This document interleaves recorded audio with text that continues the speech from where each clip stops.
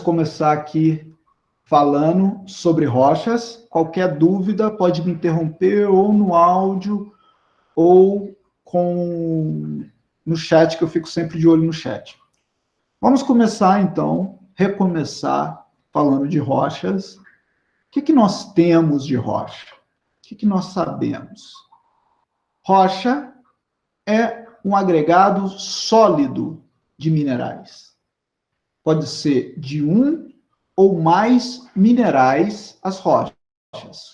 E o interessante das rochas, diferentemente dos minerais, ela pode ser também uma matéria sólida de algo não mineral, que ocorre naturalmente. Observe essa foto aqui. Essa foto é um lignito, que é uma rocha proveniente de material orgânico, da sedimentação da turfa, da petrificação da turfa. Essa rocha é extremamente leve. E em um agregado, nesse agregado sólido, os minerais são unidos de maneira a manter suas características individuais. Então, nós temos rocha, material sólido, conjunto de um ou mais minerais, mas também a rocha pode ser não mineral, que ocorre de forma natural.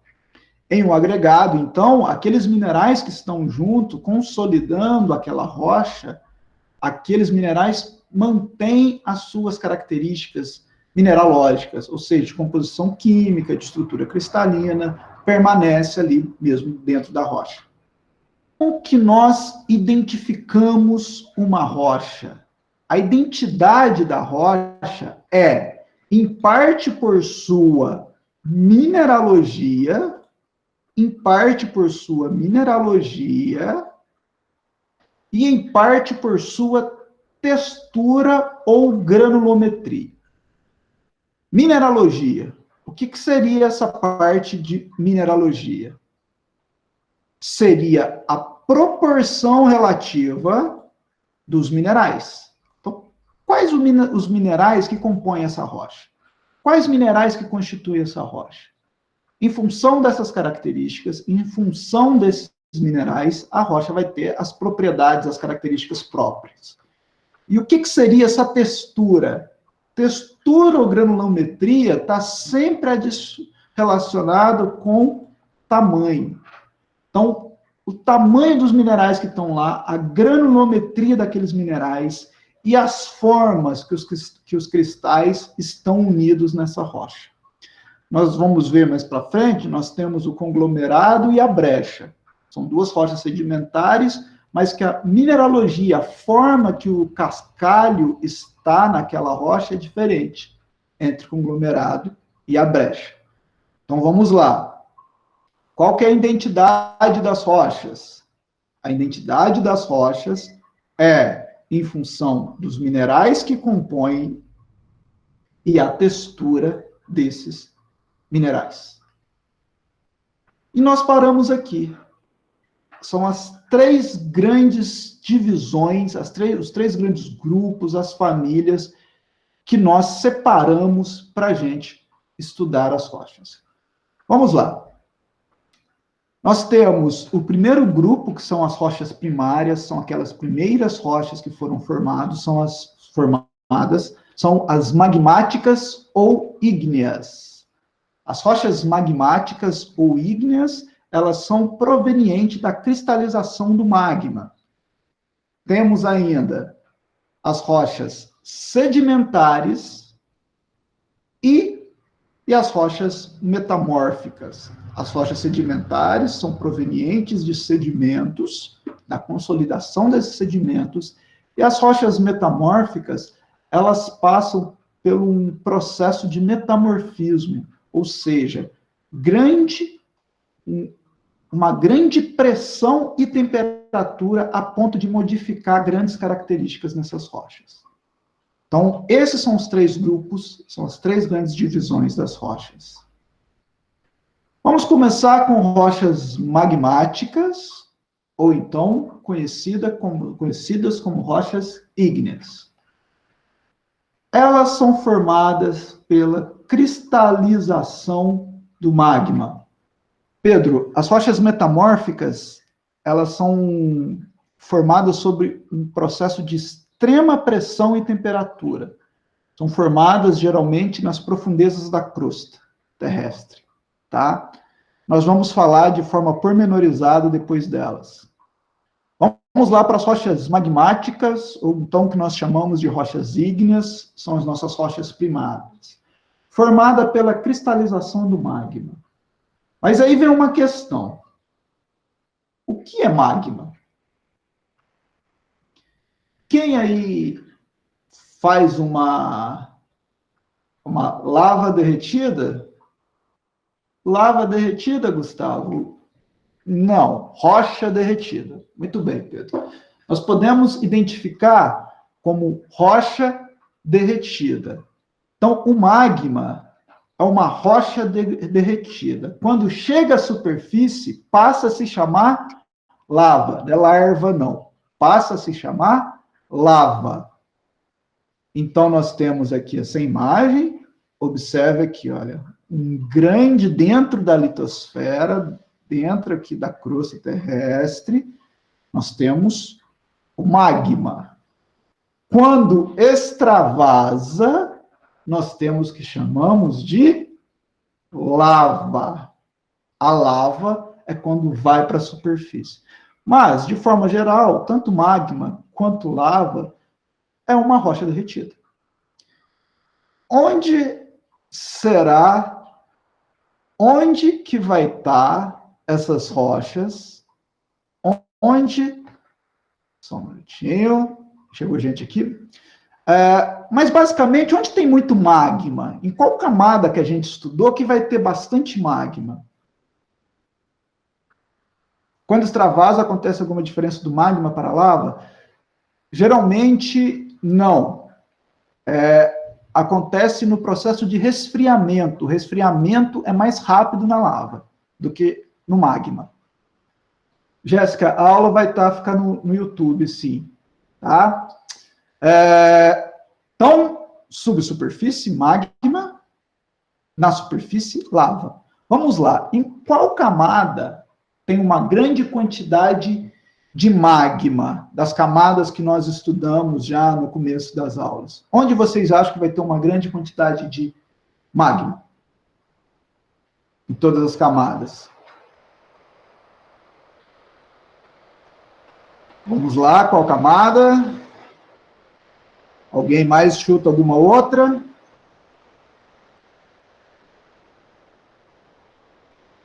Qual que você acha, Gleice? Muito bem, Gabriela, muito bem, Gleice, Pedro, Daniele. Na astenosfera.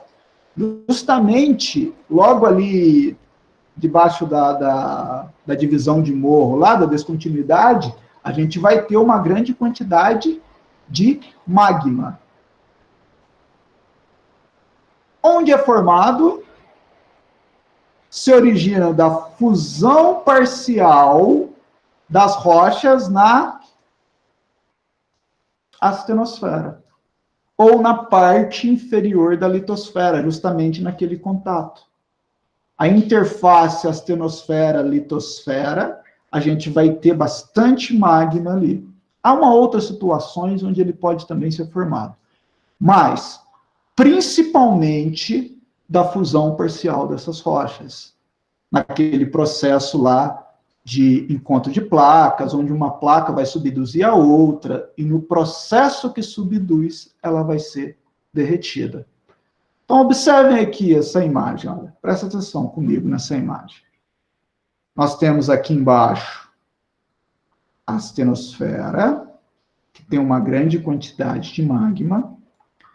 Nós temos algumas situações de plumas vulcânicas, onde no meio de uma crosta, pode ser uma crosta continental ou oceânica, extravasa uma quantidade de magma. Pode ver que aqui, olha, extravasou magma numa situação no meio da placa.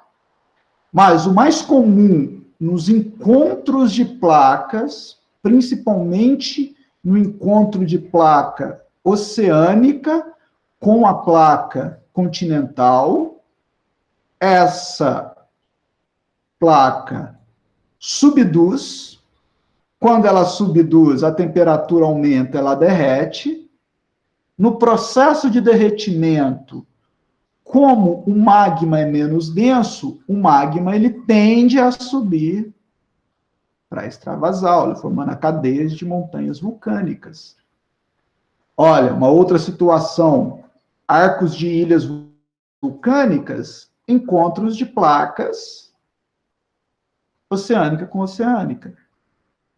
No encontro de placas de continental com continental, essa grande pressão aqui embaixo gera também um pouco de derretimento da rocha. A temperatura vai estar muito elevada, vai derreter essa rocha. E essa rocha sendo derretida, ela vai transformar em magma. Então, nós temos essas situações aqui, onde pode aparecer o magma. O que chama atenção para a gente são essas plumas vulcânicas, que pode ocorrer eventos de vulcanismo no meio da placa. Como nós temos as ilhas do Havaí, como nós temos alguns eventos vulcânicos que aconteceu aqui em Minas Gerais, como Patos de Minas, Poços de Caldas, onde surge esse magma no meio da crosta. Olha, observem essa situação aqui, olha, onde nós chamamos de ponto quente. Então, o magma, uma vez gerado, tende a deslocar para a superfície, por apresentar densidade menor do que as rochas ao redor. Essa é uma situação, olha, nas ilhas do Havaí. Vamos pedir para o Paulo para a gente fazer uma viagem técnica para lá, né? Então, nós temos aqui, olha, um ponto quente que é fixo. E esse magma tende a subir. E olha que bacana. Lá na astenosfera, quando esse magma sobe, ele está num ponto fixo. E esse ponto fixo faz o magma subir. Mas a crosta terrestre está em movimento. A crosta terrestre está movimentando. Então, nós vamos formar uma grande quantidade de ilhas vulcânicas, com um local ainda em processamento. Então, esse magma começa andando. Então, eu formo uma ilha vulcânica e a crosta continua a andar. Quando a crosta continua a andar, vai formando diferentes ilhas. Então, esse caso é o típico das ilhas havaianas, tá? São os típicos casos das ilhas havaianas, onde eu tenho um hotspot, um ponto com uma grande quantidade de magma, e esse magma está subindo. Uma situação, olha, semelhante a essa daqui. Nessa situação, Gustavo, das Ilhas Havaianas, tem um momento que vai acabar esse hotspot. Tem até um cálculo para saber quando isso vai acabar. Então, essas plumas vulcânicas, depois que isso cessa, depois que acaba, aí fica inativo o vulcão. O vulcão fica inativo. Diferentemente de uma situação onde eu tenho encontros de placas. Encontros de placas. Posso sim. Então, vamos voltar aqui nessa situação atípica. Ó. Vamos entender essa primeira parte. Nós temos aqui um encontro de placa e a placa oceânica sendo derretida. Observe que está constantemente sendo derretida. E como o magma é mais leve, ele vai subir. Vindo principalmente nessa parte aqui, uma grande quantidade de silício e alumínio. Essa parte de cadeias montanhosas vulcânicas. Aqui tudo bem, Gleice? Nessa parte de encontro de placas. Agora, deixa eu apagar aqui os ponteiros. Nós temos essa situação. Olha, aqui nesse hotspot, nesse ponto quente, eu tenho uma grande quantidade de magma, que está abaixo da litosfera. Então, esse ponto, ele está fixo. Como esse ponto está fixo, cheio de magma, esse magma está subindo nesse local. Então, sobe o magma nesse local. Aí forma uma ilha aqui. A crosta continua andando. Vai formar uma outra ilha. Então, observe essa ilha mais antiga aqui, olha. Essa ilha foi formada milhares de anos atrás porque ela estava nesse ponto. Como a crosta foi andando,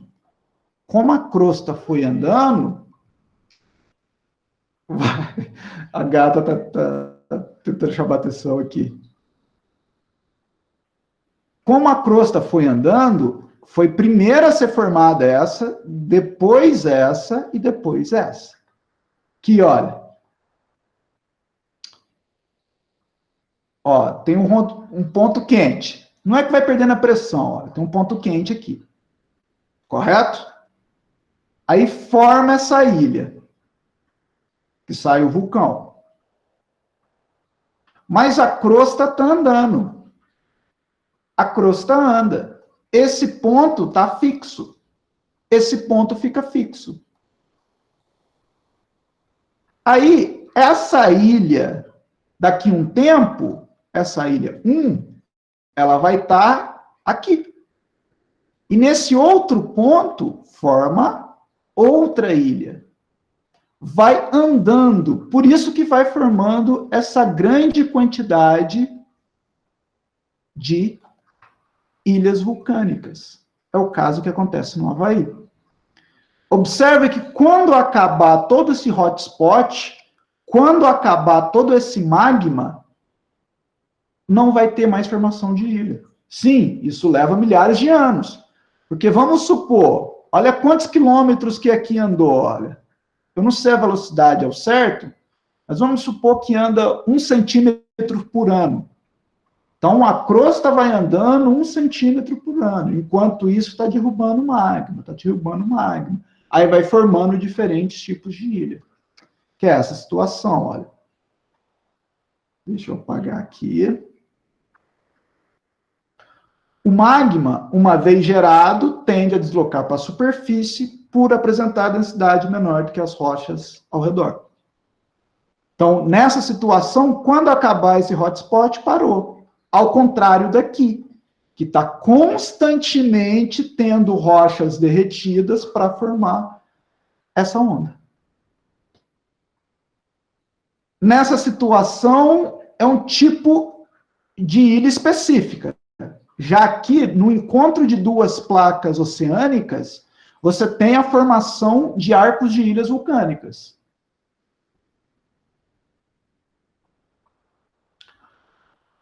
Quando houver a subdução da placa oceânica deste local, cessa esse ponto, não tem relação. Nesse ponto aqui, ô Nando, nessa situação, esse ponto não anda. Deixa eu apagar aqui as legendas.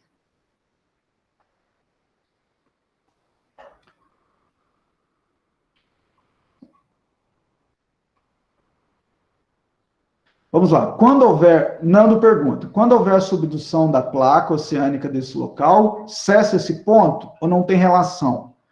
Esse local no meio da placa, a placa vai andar. Eu vou destruir depois essa ilha aqui, ó, esse vulcão.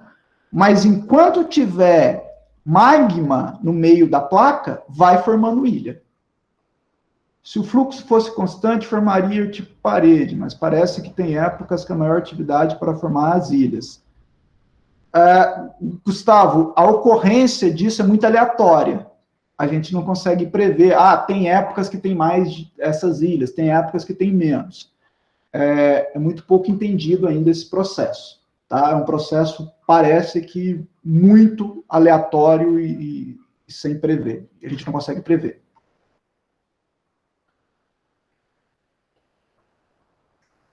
Nesse tipo de ilha, sim, o Gabriel.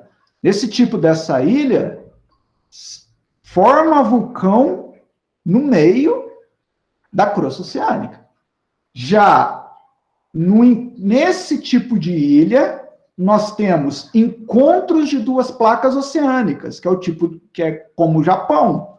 O Japão é uma ilha oceânica, por causa do encontro constante dessas placas. Aqui está sempre formando. Aqui um dia vai acabar. E pode formar também em outro local. Mais questões?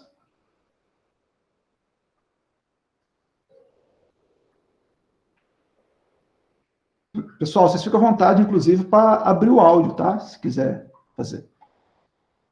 Vamos falar da composição do magma. Vamos comentar sobre a composição do magma. Antes de eu mostrar o slide aqui, o que vai ter muito no magma? Quais elementos químicos que eu vou ter muito no magma? Que a gente fala tanto. Quem arrisca aí?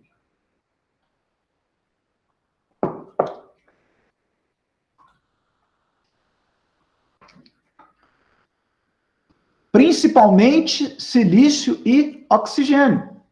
Então, são os elementos que têm em maior quantidade na crosta. Então, grande quantidade de sílica, que está em consonância com a composição predominante da litosfera.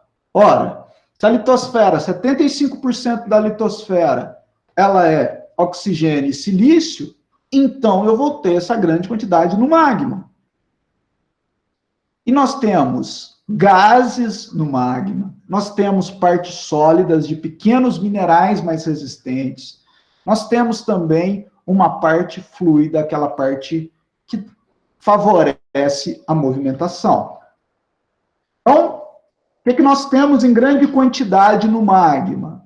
Silício e oxigênio. Ele é todo líquido?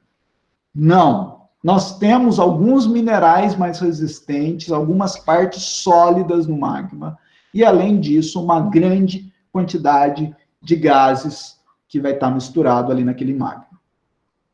Ora, com base nisso, nós temos 3 principais magmas. Peço a atenção de vocês aqui, olha. Nós temos esse magma basáltico, o andesítico e o riolítico ou granítico. Olha que interessante. Ó. De acordo que a gente vai andando nesses 3 magmas, vai aumentando a quantidade de sílica. Mais sílica eu vou ter no sistema. Uma grande quantidade de silício e oxigênio. Diminuindo o espaço para outros elementos. Observem aqui no magma basáltico. Eu tenho quantos por cento de sílica? Quantos por cento de silício e oxigênio? Respondam aí. 50% de silício e oxigênio. Já no magma granítico, vamos para as extremidades. No magma granítico, eu tenho cerca de 70% de silício e oxigênio. Qual que é a grande questão nisso? É que quanto menos sílica eu tenho, mais espaço para outros elementos eu vou ter. Olha a quantidade que eu tenho aqui de óxidos de ferro no magma basáltico e olha a quantidade que eu tenho aqui no magma riolítico. Olha a quantidade pequena que eu tenho desse magma riolítico. Olha aqui óxido de magnésio e óxido de cálcio. Olha a diferença desses cátions básicos. Então, eu tenho uma diversidade maior de elementos, uma quantidade maior de elementos nos magmas basálticos, justamente porque eu tenho menos sílica. Já no magma riolítico, pode mandar o áudio, Gleice. Ô, Valbert, então, que eu vou mandar hoje para ficar mais fácil de entender. Tá. Mas qual que é a diferença desses três? Eles têm encontrado em alguma região específica ou não tem nada a ver? Sim, Como que eu posso diferenciar esses três? eles são encontrados em regiões específicas, como, por exemplo, o magma basáltico, ele vai ser mais comum na crosta oceânica, porque ele é, inclusive, um magma mais denso, tem uma maior quantidade de ferro, ele vai ter uma densidade maior. Já o magma granítico, ele vai estar mais relacionado com a crosta continental, devido à menor densidade dele, naquele processo de subdução e de derretimento da crosta, os elementos mais leves, eles tendem a subir para a crosta continental. Nando, vai formar mais qual mineral? Vai formar mais qual mineral? Sua pergunta foi muito boa. Deixa eu só ler sua pergunta para ficar na aula gravada. Quer dizer que quando essa lava se solidifica, oriunda do granítico, do magma granítico, é mais resistente ao intemperismo? Sim. Tem outras relações a se fazer, mas vai formar muito mais quartzo. Observe que aqui, olha, no magma riolítico, eu tenho uma grande quantidade de sílica, que vai formar, por sua vez, uma maior quantidade de quartzo. E quartzo é um dos minerais mais resistentes ao intemperismo. Aqui forma mais quartzo, por isso vai ficar mais resistente ao intemperismo. O magma basáltico e o magma riolítico, eles predominam. A Gleice fez uma boa questão, justamente para quê? Relacionando o quê? O magma granítico, ele vai estar mais relacionado à crosta continental, enquanto que o basáltico, ele vai estar mais relacionado com a crosta oceânica. Mas o que eu quero que chama a atenção para que vocês prestem atenção e que nós podemos fazer relação do aspecto geológico e biológico. Observe rochas oriundas do magma basáltico e rochas provenientes do magma granítico. Olha, eu preferia ser um micro-organismo para intemperizar aqui, olha. Olha a diversidade que eu vou ter de nutrientes quando eu estiver atuando em cima desse magma basáltico. Eu vou ter uma diversidade muito maior. Eu vou ter uma maior quantidade de ferro, de magnésio, de cálcio, que geralmente compõem para a gente, são elementos, compõem nutrientes, são os cátions básicos, principalmente, os óxidos de magnésio, óxido de cálcio, e além de outras constituintes aí, que também tem uma maior diversidade no magma basáltico. Então, a diversidade da composição do magma reflete na diversidade das rochas ígneas. Então, diferentes tipos de magmas vão gerar diferentes rochas magmáticas, com características, com mineralogia diferentes, e com uma diversidade de elementos também diferente. Então, olha, a diversidade da composição do magma reflete na diversidade das rochas ígneas. Observem aqui, olha, o magma basáltico, o magma andesítico e o magma riolítico. Olha aqui o granito, ó. Olha aqui o basalto. De cara, nessas duas rochas aqui, a gente já vê uma diversidade. Então, continuando. Mas será que só a composição química do magma é que vai gerar rochas diferentes? Nós vimos aqui que magmas diferentes geram rochas diferentes. Mas será que é só a composição química? A textura vai influenciar. Mas do que será que está relacionado à textura? Observem aqui, olha, o magma riolítico, que é o magma granítico, gerou duas rochas distintas. A mesma composição química do magma com duas rochas distintas. O que nós temos nessa situação aqui? textura diferente. Mas onde será que gera essa textura? Vamos ver.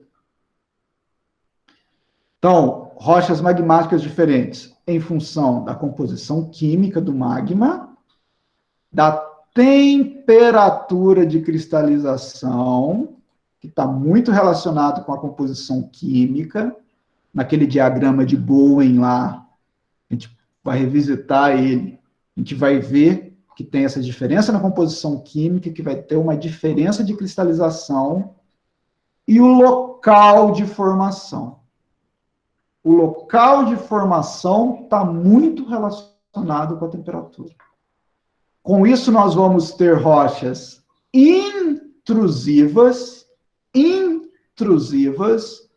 e rochas extrusivas, que o magma vai cristalizar no interior da crosta ou no exterior da crosta.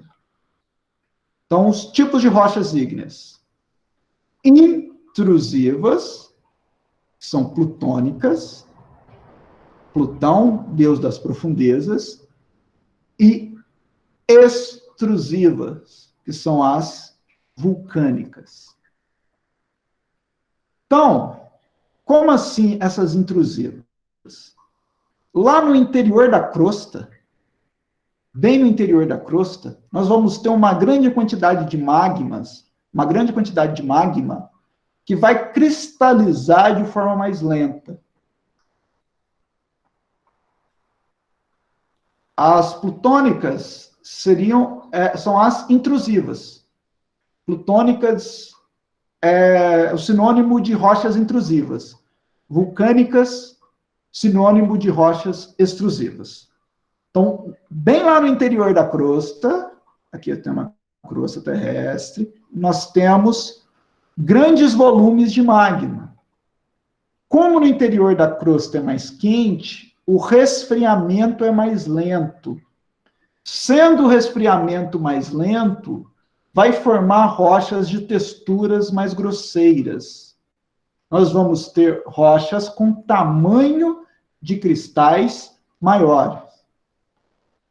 Então, na maioria das vezes, olha, grandes volumes de magma cristalizam nas profundezas da crosta, gerando corpos intrusivos, ou seja, corpos que estão no interior da crosta terrestre.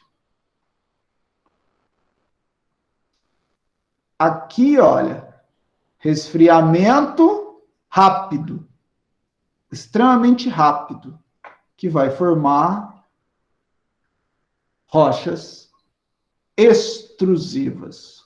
Aqui, eu vou ter um resfriamento mais lento, que vai formar rochas intrusivas. Observem aqui, eu tenho gabbro e eu tenho basalto.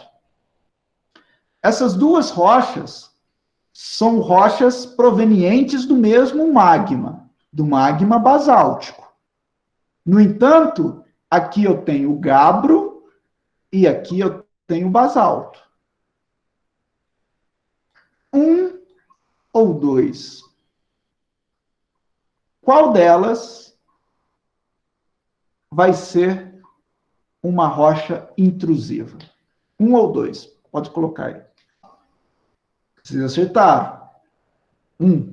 Dá para eu enxergar, dá para eu visualizar os diferentes cristais. Porque é resfriado de forma mais lenta. Então, mesmo magma, mesma composição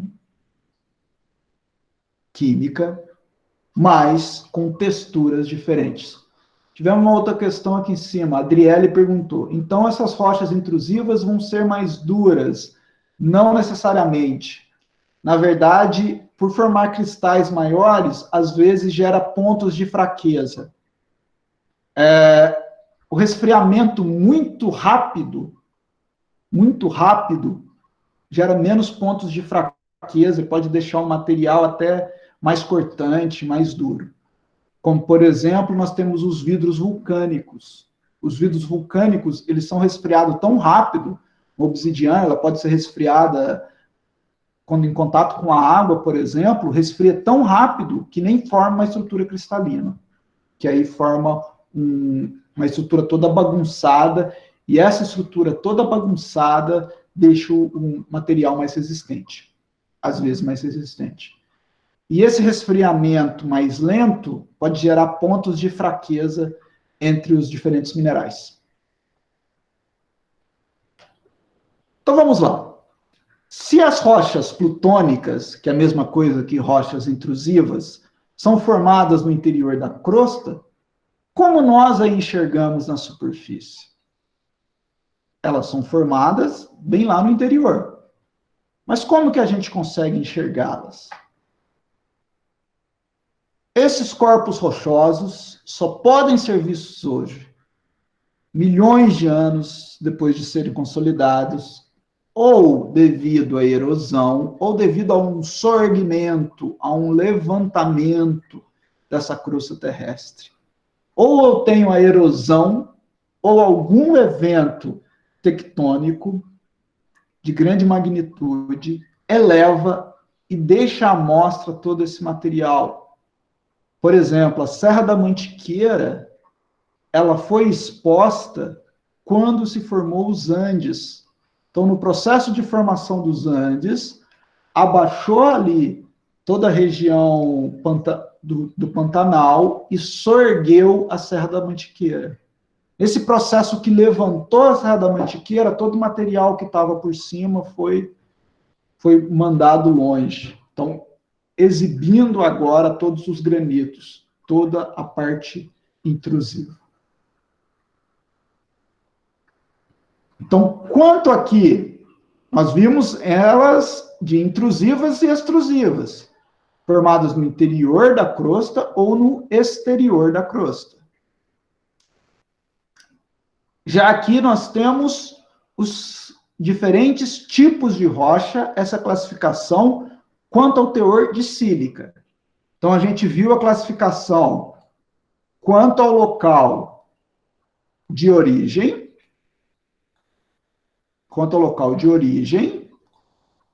beleza, que está aqui a letra, que é a intrusiva ou extrusiva. Já quanto à composição química, elas estão relacionadas principalmente com o teor de sílica, que nós temos rochas ácidas indo para rochas até ultrabásicas. Essas rochas ultrabásicas, elas têm teores de sílica menor que 45%. Se tem menos sílica, tenho mais oportunidade de ter cátions básicos, cátions que não modificam o pH do meio. Já ali, nas rochas ácidas, eu vou ter uma grande influência de outros elementos que vão alterar o pH, principalmente alumínio. Então, nós temos diferentes tipos de rocha, indo desde rochas ultrabásicas até rochas ácidas. Não precisa decorar esses valores, não tem necessidade de decorar esses valores. O que eu quero que vocês compreendam disso, para vocês relacionarem isso com a biologia? Rochas ácidas, menor diversidade de elementos. Rochas mais básicas, rochas que têm uma diversidade de elementos maior. Uma maior diversidade de elementos, eu tenho como nutrir meus micronutrientes, meus micro-organismos, que estão no processo ali de intemperizar, de forma muito mais efetiva do que uma rocha mais ácida. Por isso que solos provenientes de rochas básicas e ultrabásicas são solos de maior fertilidade natural. Por quê? Eu tenho uma diversidade maior de elementos. E, para eu ter mais ferro, o solo fica vermelho. Por isso que há muito essa relação de solo vermelho com uma fertilidade geralmente mais elevada. Nós vamos estudar isso de forma mais pormenorizada no próximo semestre. Então, rochas básicas. Rochas básicas. nós temos maiores teores de ferro, magnésio e cálcio. Abundante de silicatos ricos nesses elementos. Então, nós temos olivina, peroxenes, anfibólios, apresentam cores escuras. São as rochas que nós chamamos de rochas máficas, magnésio e ferro. São rochas máficas e rochas mais escuras, como o gabro e o basalto.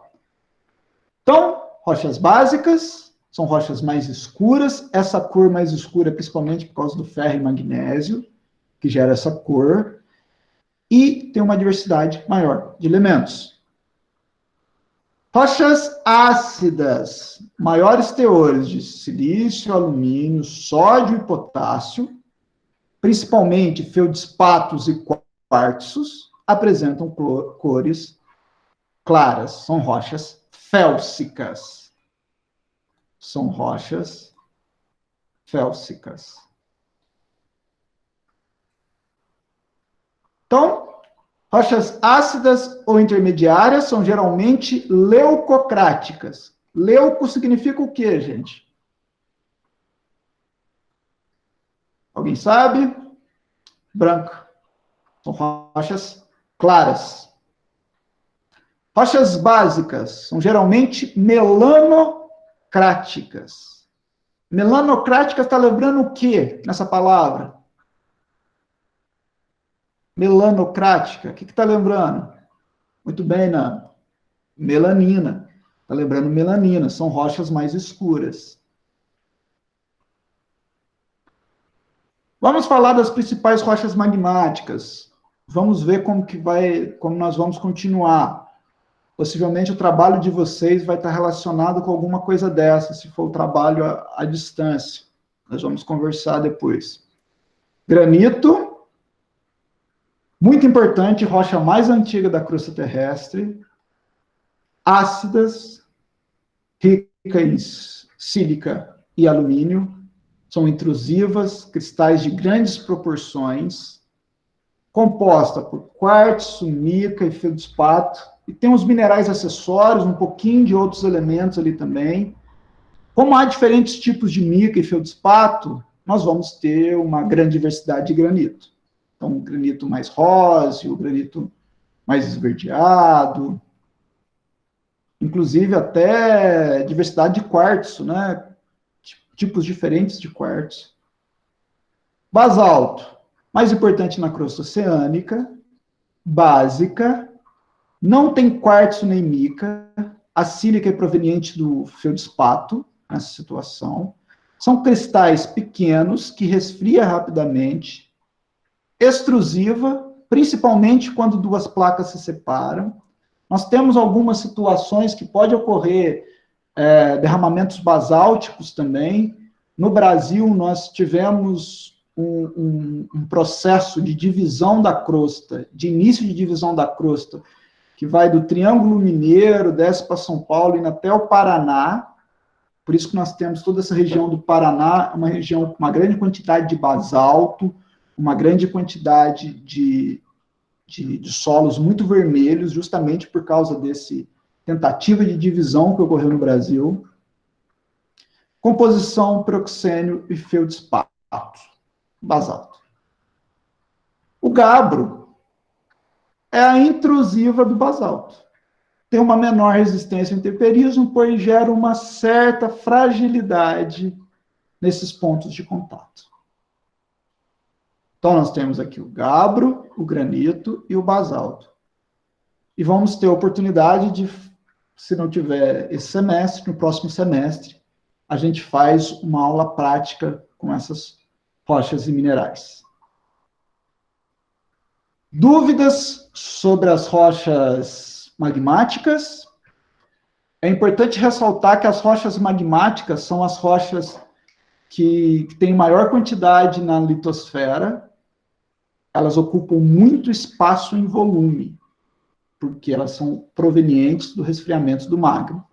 Recapitulando, então, das rochas magmáticas provenientes do magma, elas são diferentes em função da sua composição química, em função da composição química do magma, podendo ser rochas ácidas até ultrabásicas. Quanto mais sílica eu tiver no sistema, mais ácida vai ser, e menor diversidade de elementos eu vou ter. Rochas mais básicas, eu tenho um menor teor de sílica e uma maior quantidade de outros elementos, principalmente ferro, magnésio, cálcio, que são geralmente nutrientes de plantas e nutrientes de organismos. Além disso, eu posso classificar as rochas como intrusivas, são resfriadas no interior da crosta, por esse resfriamento ser mais lento, gera cristais maiores, cristais visíveis a olho nu. Quando elas extravasam, o magma transforma em lava, o resfriamento da lava é muito mais rápido do que do magma. Então, as rochas extrusivas, elas apresentam cristais pequenos. Em algumas situações, o resfriamento é tão rápido desse magma que forma os vidros vulcânicos, como opala e obsidiana. Rochas sedimentares. As rochas sedimentares, elas são formadas de materiais já existentes no planeta. Então, rochas sedimentares, elas são provenientes da consolidação dos sedimentos. Diferentes tipos de sedimentos. Então, observem, nós chamamos as rochas magmáticas de rochas primárias, porque são rochas que vieram de algo que não era rocha, que vieram do magma. Por outro lado, as rochas sedimentares, elas diz respeito à consolidação de sedimentos. Então, formadas de materiais já existentes na superfície do planeta, que vão ser erodidos e depositados no fundo e ao longo dos mares, principalmente ao longo dos mares, dos rios, que são as partes mais baixas, nas bacias de sedimentações, elas vão se solidificar. Relativamente, elas precisam de baixas temperatura e pressão. Observe que não há uma grande modificação das características desses minerais. Então, baixa pressão e temperatura que ocorre nessa situação. Olha, diferentemente das rochas magmáticas, que ocupam um grande volume na crosta, as rochas sedimentares elas ocupam um pequeno percentual na crosta em termos de volume, mas compõem 60% da superfície, porque elas são formadas num processo mais superficial. Como que é a sequência de origem disso? Então, eu preciso ter um sedimento. Ora, eu tenho uma rocha que já existiu, pré-existente. Essa rocha vai sofrer intemperismo, tema de nossas próximas aulas, intemperismo. O físico, eu vou fragmentar esse material em grãos menores. O químico vai liberar íons, que vai formar outros minerais. Mas vamos pensar aqui no físico. Há o desprendimento de material, principalmente quando chove, vou ter erosão e transporte das partículas pequenas. Então, há o desprendimento, transporte e a deposição. Vai sendo depositado camadas em cima de camadas. E sofre uma grande solidificação. De acordo que vai aumentando a quantidade de camadas, nós vamos ter um aumento da pressão. Tendo o aumento dessa pressão, nós vamos indo consolidando esses sedimentos. O que estava solto, que estava friável, que estava como fosse uma areia de praia, começa a formar camadas. Inclusive nas áreas submersas, você pode ter a formação de rochas sedimentares. Vamos lá. Qual que é a grande importância para o estudo do biólogo de rochas sedimentares? Qual que é a grande importância dessas rochas sedimentares para o estudo da vida? Quem se arrisca?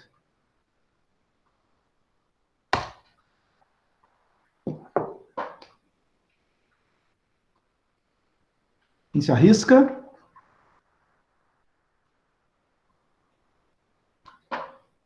Muito bem, Gustavo. O estudo dos fósseis. O estudo dos fósseis tem uma grande importância com as rochas sedimentares. Por quê? Por não ter uma grande temperatura e pressão, principalmente nas rochas sedimentares, é que nós temos a preservação dos fósseis. Então, fóssil é algo difícil de acontecer e ocorre principalmente nas rochas sedimentares. Então, para a biologia, chama muita atenção, tem uma grande importância essas rochas sedimentares, porque lá ela conta a história da nossa evolução. Então, nós sabemos dos estratos em função, principalmente, dessas rochas sedimentares. Ok? 1 hora de aula. Vou deixar aqui para questões para a gente comentar.